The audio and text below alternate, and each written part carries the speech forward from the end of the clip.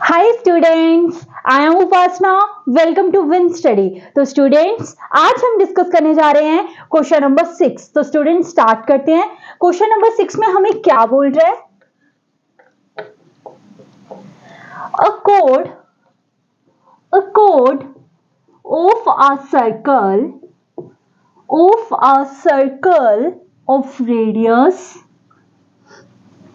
Of radius 15 centimeter substance an angle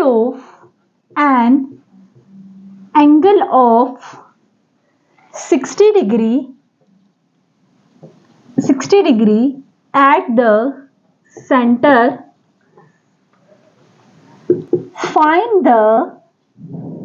Find the areas of the corresponding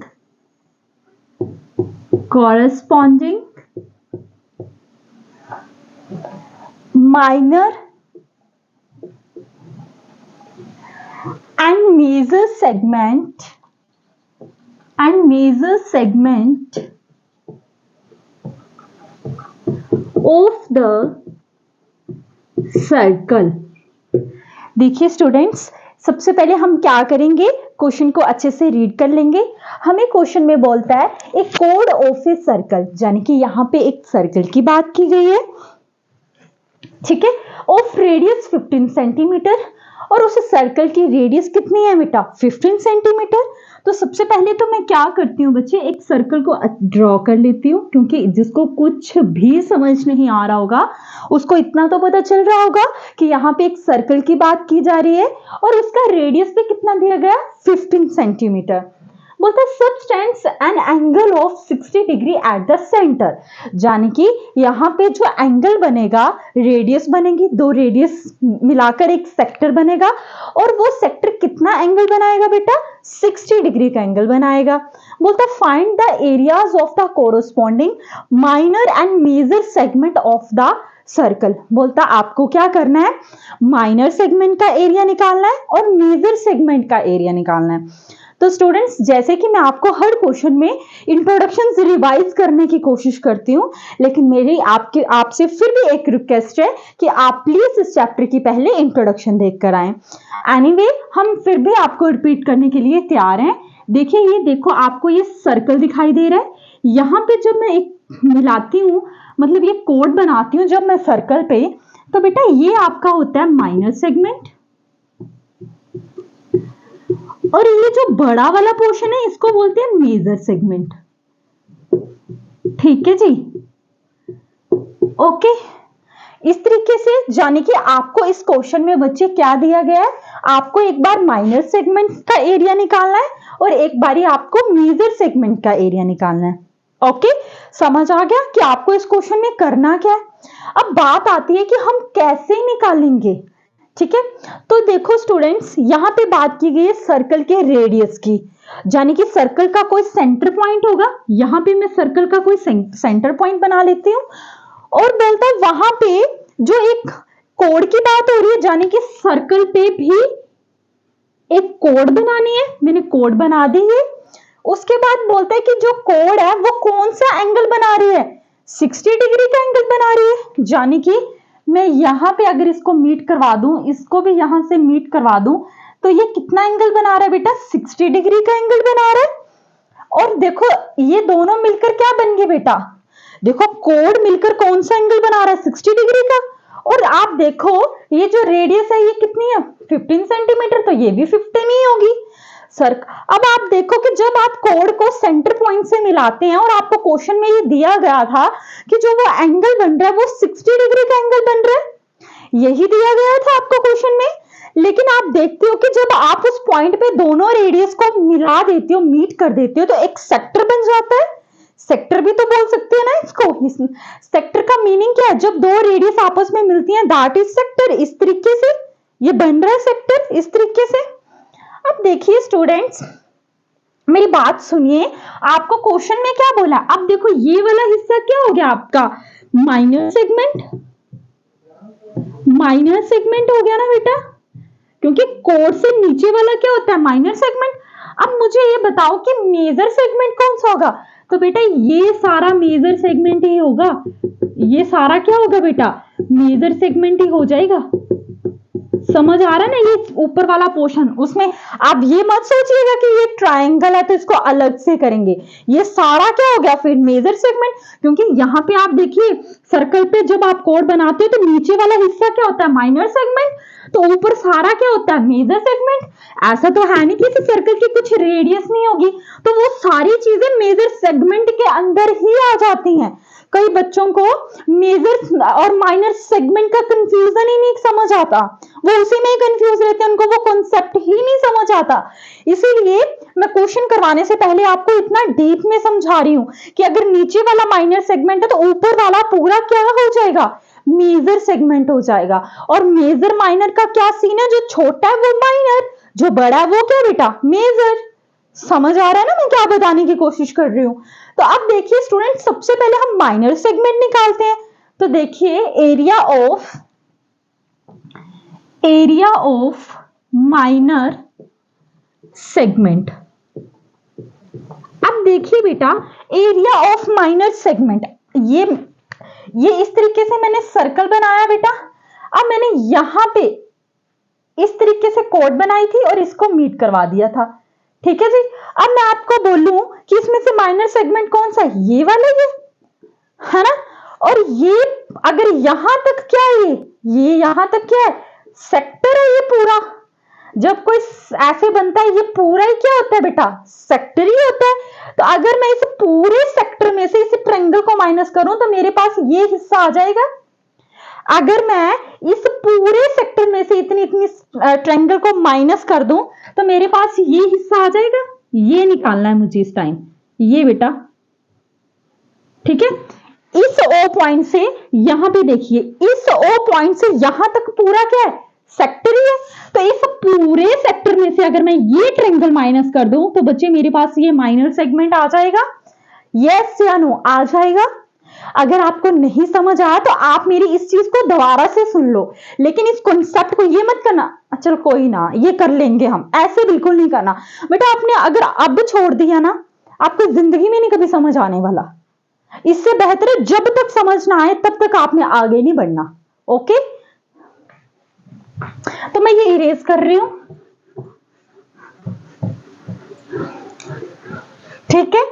अब देखिए बच्चे, area of minor segment में से अगर मैं area of sector minus area of triangle कर देती हूं, ठीक है बच्चे। अब देखो एरिया ऑफ सेक्टर का फॉर्मूला क्या होता है, theta upon 360 degree pi r का स्क्वायर माइनस।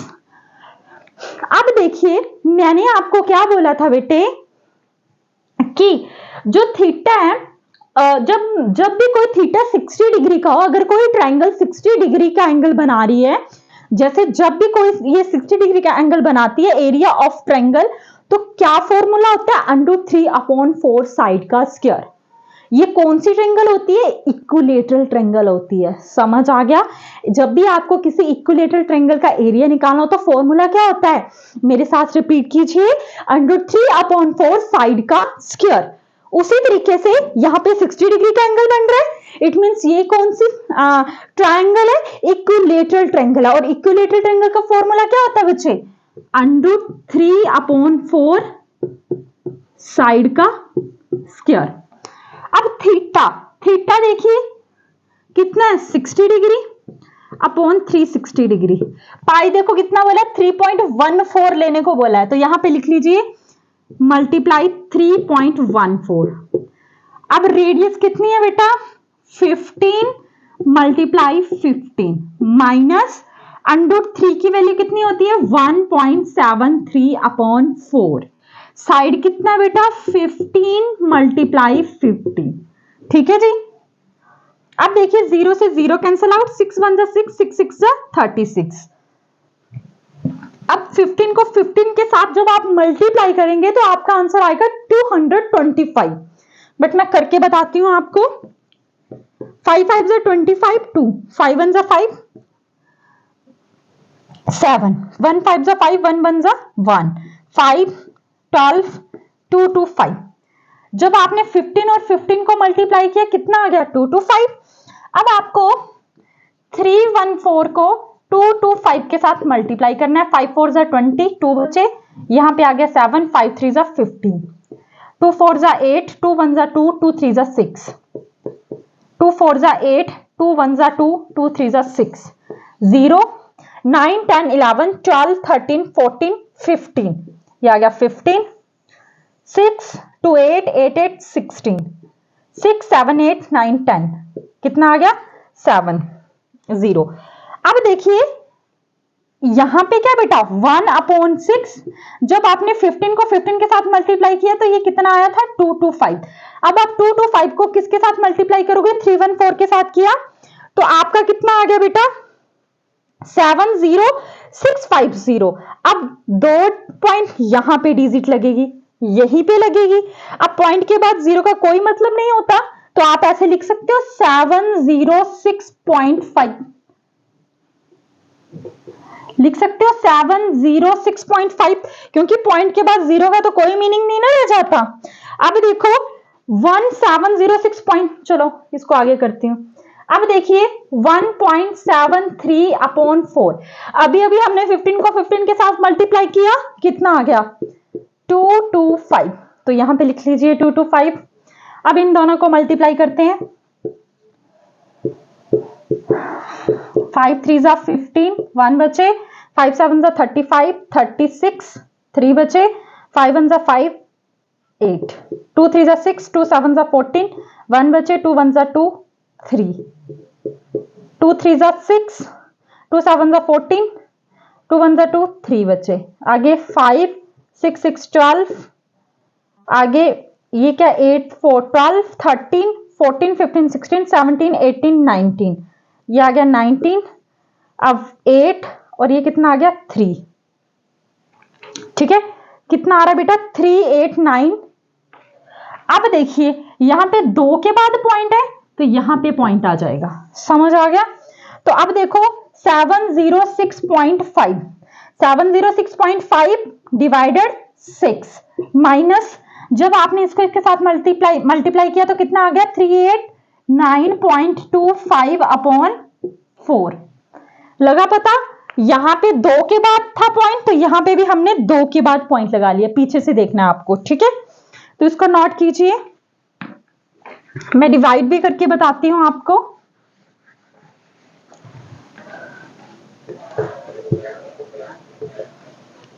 ठीक है जी।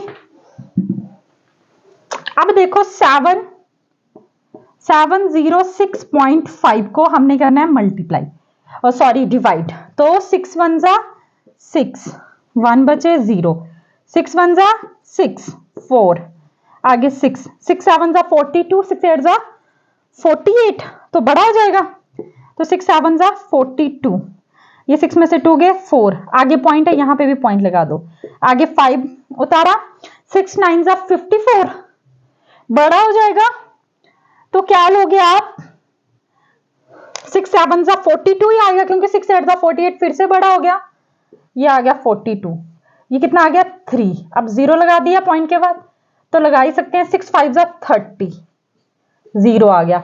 यानी कि जब आपने इसको और इसको डिवाइड किया ना बेटे तो आपका आया 117.75 माइनस, समझ आया मैंने क्या किया 117.75। अब मैं इसको और इसको डिवाइड करने वाली हूं, 389.25, 4 8 जा 32, 4 9 जा 36, 4 9 जा 36, 8 में से 6 गए 2, 9 4 7 जा 28, 9 में से 8 गए 1, आगे पॉइंट है तो 4 3 जा 12, ये आ गया 0, आगे 5 उतारा, 4 1 जा 4, आगे क्या आया 1 उतार दिया, अब 0 लगाओगे तो 4 2 जा 8, यानी कि ये बढ़ता जाएगा, आगे क्या आ गया 2, फिर 0, फिर आएगा जाके 4 5 जा 20। तो देखो जब भी आपको पॉइंट के बाद 2 डिजिट इनफ होती हैं, पॉइंट के बाद आप कितनी डिजिट लो तो इनफ होती हैं, 2 काफी होती हैं, तो आप इसको किस में से माइनस कर दोगे, 97.31। ठीक है जी। अब मैं इरेज करने जा रही हूं।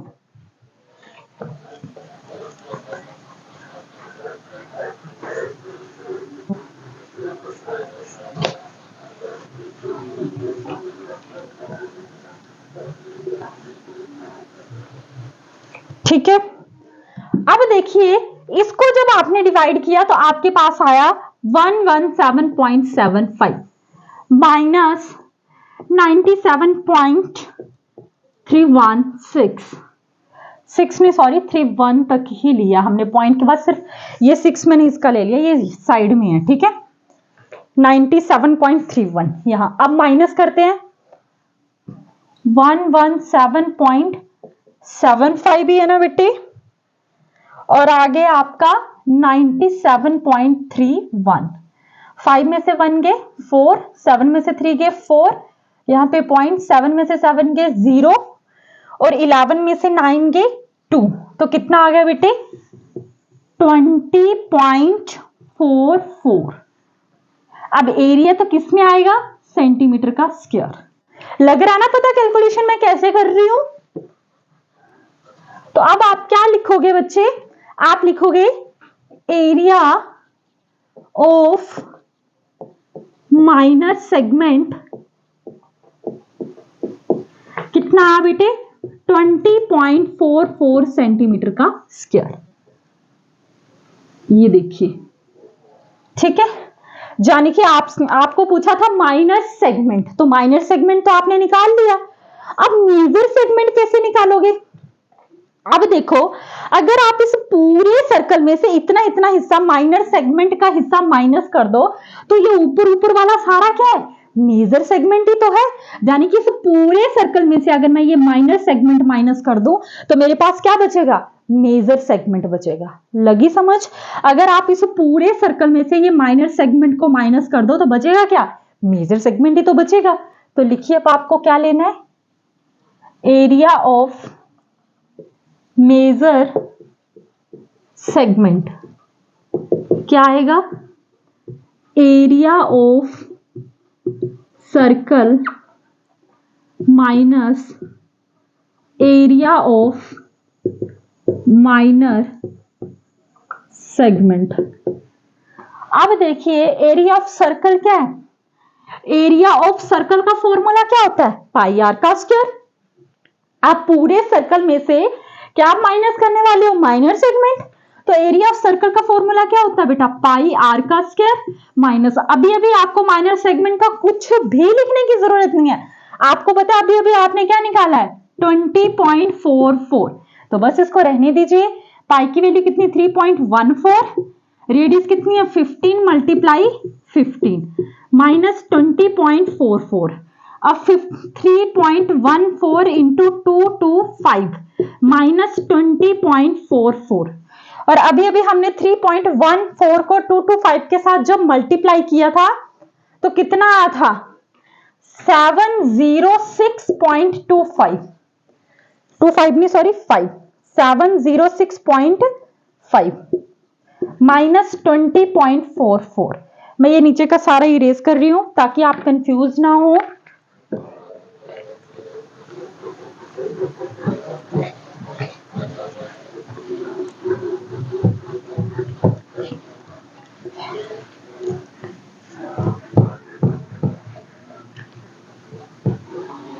अगर आपको लग रहा है तो मैं आपको एक बार दोबारा से बता देती हूँ। 314 को 225 के साथ जब आपने मल्टीप्लाई किया तो 5 4 जा 20, 2 बचे, यहाँ पे 7, 5 3 जा 15, 2 4 जा 8, 2 1 जा 2, 2 3 जा 6, 2 4 जा 8, 2 1 जा 2, 2 3 जा 6, 0, 9 10 11 12 13 14 15, यहाँ पे कितना आ गया 6, 2 8 8 8 16, यहाँ पे कितना आ गया 6 7 8 9 10, और यहाँ पे कितना आ गया 7। अब देखिए 2 के बाद पॉइंट लगना था तो यहाँ पे लगना, और पॉइंट के बाद 0 का कोई मतलब नहीं रहता, इसलिए मैंने लिख दिया 706.5। हालांकि मैंने ये मल्टीप्लाई कर दिया बट मेरे से मिट गया था तो मुझे श्योर नहीं था कि यही आया था। अब आपको क्या करना है, इन दोनों को बेटा क्या करना है, माइनस करना है। अब देखिए माइनस कैसे करेंगे, 706.5 और 706.5 20.44, और जिसके ऊपर कुछ नहीं होता जीरो लगा देते हैं, है ना। यहां पे कैरी लिया तो 6, यहां पे आ गया 0, यहां पे आ गया 6, फिर 10 में से 2 गए 8, यहां पे कितना आ गया 6। तो आपका आंसर कितना आ गया 686.06। तो आपका क्या है बेटे, area of major segment is equal to 686.06 centimetre का स्क्वायर। समझ आया बेटे, लगा पता। अब आप कई बच्चे सोच रहे होंगे कि मैम क्या बच्चों की तरह हमें मल्टीप्लाई या डिवाइड करके सॉल्व करके बता रहे हैं। बेटा मुझे अच्छे से पता, आई नो दैट कि आपको मल्टीप्लिकेशन भी आती है, एडिशन भी आती है, सब्ट्रैक्शन भी आती है, डिवाइड करना भी आता है, बट मेरा मतलब ये है कि आपको प्रॉब्लम भी सबसे ज्यादा कैलकुलेशंस एंड फॉर्मूले में आएगी। तो सबसे ज्यादा मैं फॉर्मूले को रिपीट करती हूँ और सेकंड में आपको मैं कैलकुलेशन माइनस करना भी तक बताती हूँ, ताकि आपको पेपर में किसी भी तरह का कोई भी कंफ्यूजन ना रहे। ठीक है, तो आई होप स्टूडेंट्स कि आपको मेरा ये क्वेश्चन समझ आया होगा। अगर आपको किसी भी तरह की दिक्कत आती है, जो आपने कुछ भी पूछना हो मेरे से, तो आप मेरे को पूछ सकते हैं। बाकी अगर आपको मेरी वीडियोस पसंद आ रही हैं तो प्लीज मेरे चैनल को सब्सक्राइब करें एंड अपने फ्रेंड्स के साथ भी जरूर शेयर करें। And thank you so much मेरी वीडियो को देखने के लिए।